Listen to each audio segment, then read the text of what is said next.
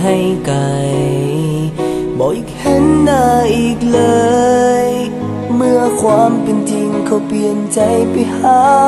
คนอื่นเฮาต้องเจ็บใจ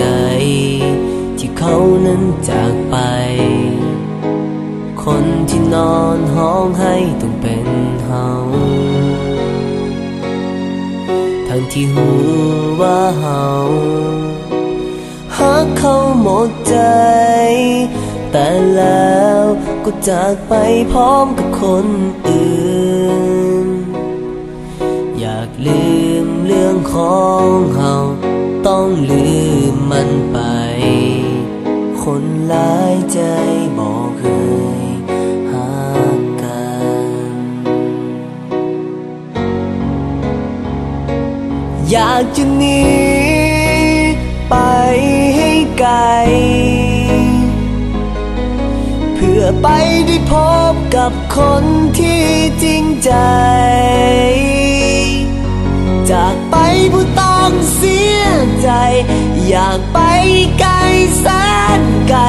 บอกอยากเห็นหน้าคนที่เคยฮักกัน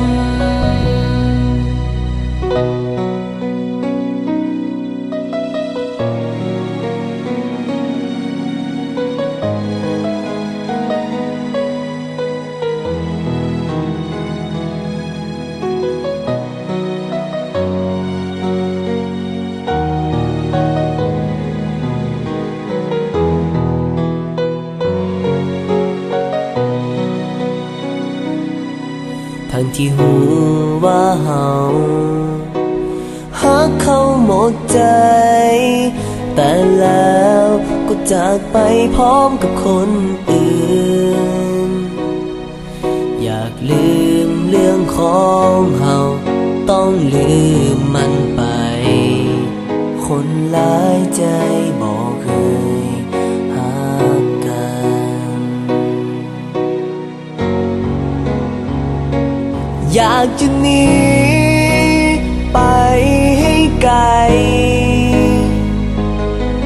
เพื่อไปได้พบกับคนที่จริงใจจากไปผู้ต้องเสียใจอยากไปไกลแส